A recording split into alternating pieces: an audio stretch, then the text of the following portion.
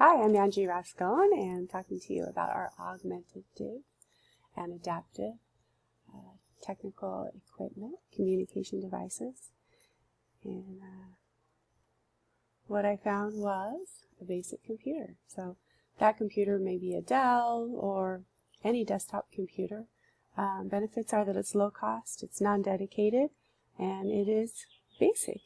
So you can get one $100, $200, usually new for $300 or more. You can go up from there when you decide what kinds of things you want to add to it. The target population that it serves would be everybody. There's so many different adaptations to it. It's very versatile, very flexible, and can be adapted to pretty much any population, no matter language or ability or disability. In this presentation, what I would really like to talk about was a teen that was having a hard time. He had autism and he was minimally verbal. He had a gaming device that was a reinforcer and used for leisure, and he used to play on it all the time, and Mom wanted him to be on the ProLoQ, as did the teachers, and he associated that with playing on his game, and so he would take the ProLoQ and push the button up and down, and he would laugh and play and be completely distracted. And so it was not a communication device for him. It did not work, at least not the way that it was presented. But when we got him on a computer, basic desktop computer, he calmed down, he was serious, he wanted to follow the directions, and he was ready to meet the challenge to start learning how to email his friends and families.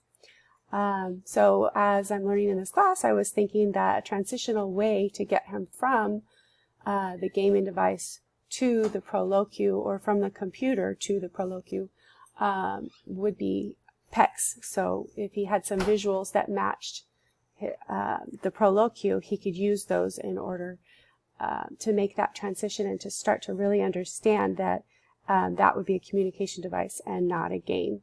And so that was one of the reasons I picked the basic computer, the PC.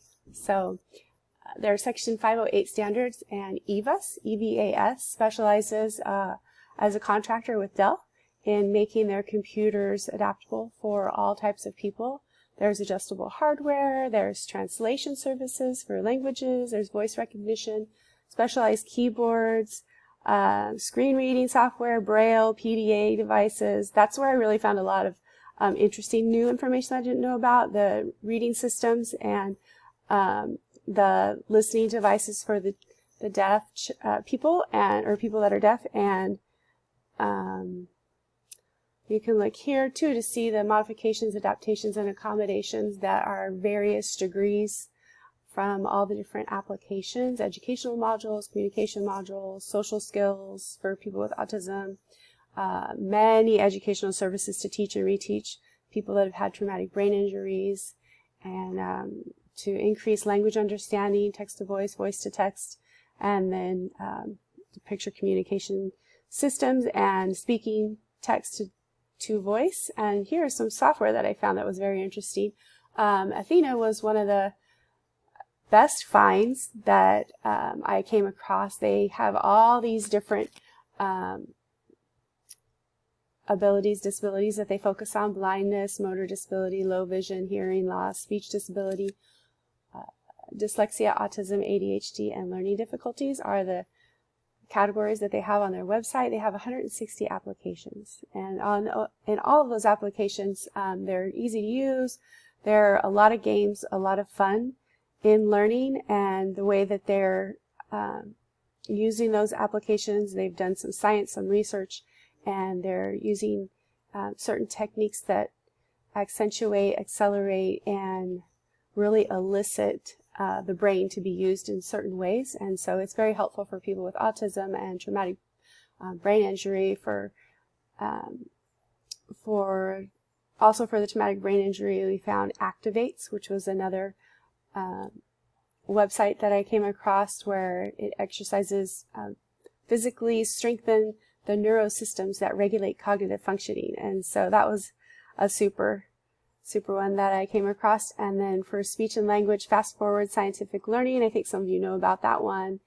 And Amazon Easy Translate for the ELL. And then you've got something that was a neat find for deaf and hard of hearing, people who like to sign and use sign language as their communication device. The Motion Savvy is an upcoming tablet. It's not out yet, but it actually views the user and translate signing into spoken language. And so if you are deaf and you've learned sign language all of your life, you can take that to the grocery store and sign into it, and then it will speak for you. For people that are blind, MS Word, dictation, and text-to-speech were found. From an educational standpoint, the cons, it's larger than a portable computer. It's not a laptop, but a laptop would work as well. It would only be portable, the desktop, if it was mounted on wheels. It's inexpensive, and it has a lot of adaptations, a lot of modifications, and it is really versatile, available for everybody.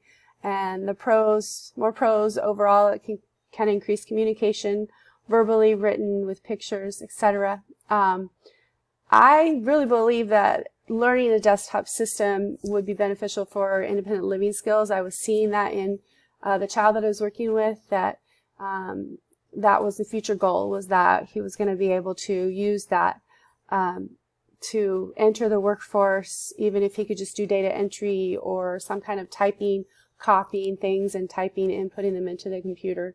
But it could be so much more. You can use it for just like any other computer, budgeting, emails, creating resumes, cover letters. It just opens up so many more possibilities. And so that's my big thank you. And these are the people that came up with this wonderful PowerPoint. All right, that's it.